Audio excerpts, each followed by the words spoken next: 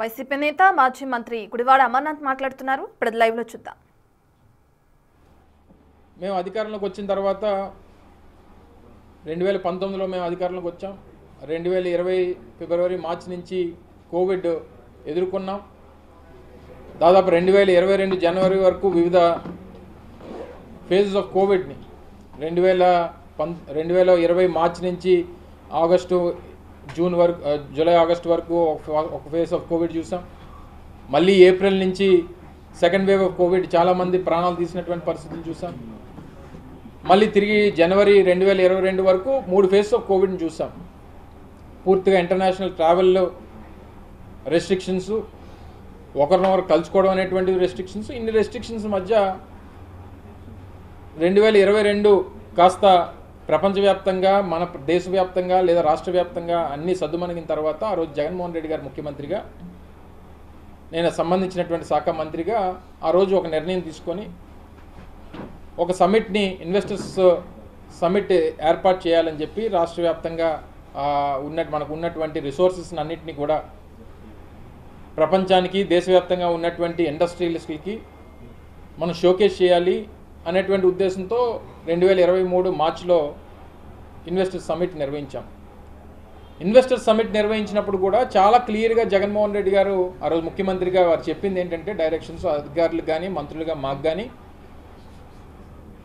ఏదైతే వాస్తవిక రూపంలో మనం ఎంఓయూ చేసుకున్న తర్వాత అది పెట్టుబడిగా మారుతుందంటేనే వారితో ఎంఓయూ చేసుకోండి. లేని పక్షంలో మనకి ప్రచార ఆర్భాటాలు ఉండడానికి వీల్లేదు.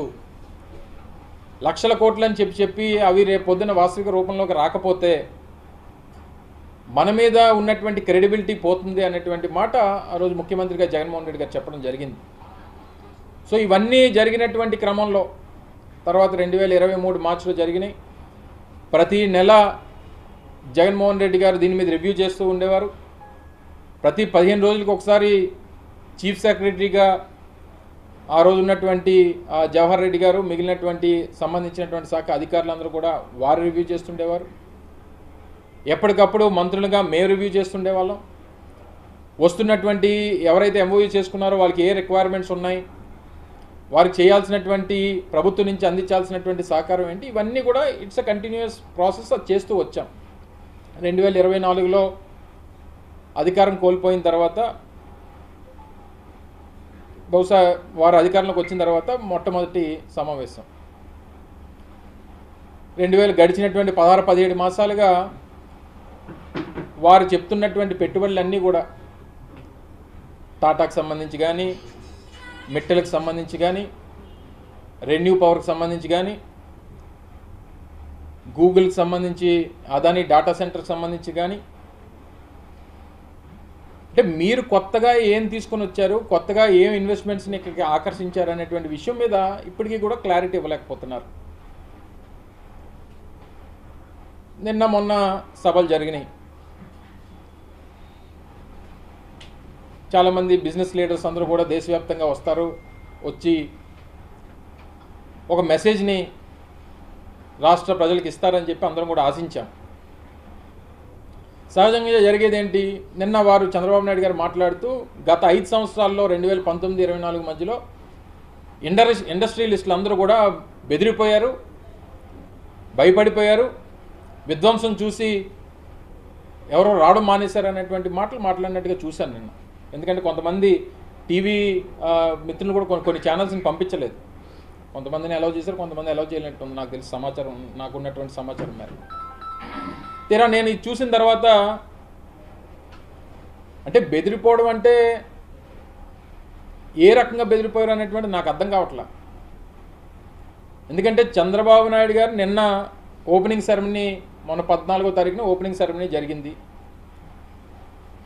వారి వేదిక మీద ఉన్నటువంటి బిజినెస్ లీడర్స్ ఎవరు, జగన్మోహన్ రెడ్డి గారిని చూసి భయపడిపోయి రాష్ట్రం నుంచి పారిపోయారు అని చెప్తున్నటువంటి ఇదే చంద్రబాబు నాయుడు గారు 2023లో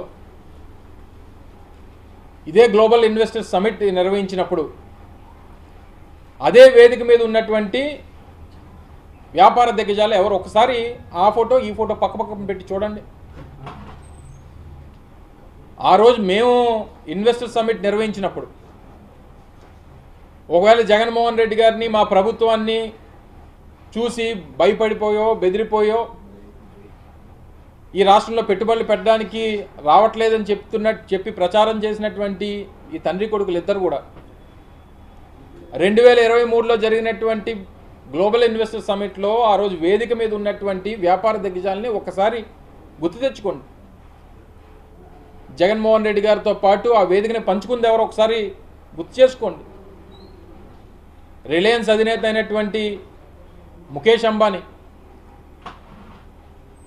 అదానీ సంస్థలకు సంబంధించినటువంటి కరణ్ అదానీ, దాల్మియా సిమెంట్కి సంబంధించి దాల్మియాస్, జిందాల్కి సంబంధించి నవీన్ జిందాలు, ఓబరాయ్కి సంబంధించినటువంటి ఓబరాయ్స్, బంగారు సిమెంట్కి సంబంధించి సంజయ్ బంగార్ గారు, సెంచురీ ప్లైవుడ్కి సంబంధించి బజాంగా గారు, సైంట్ టెక్నాలజీకి సంబంధించి బీవీఆర్ మోహన్ రెడ్డి గారు,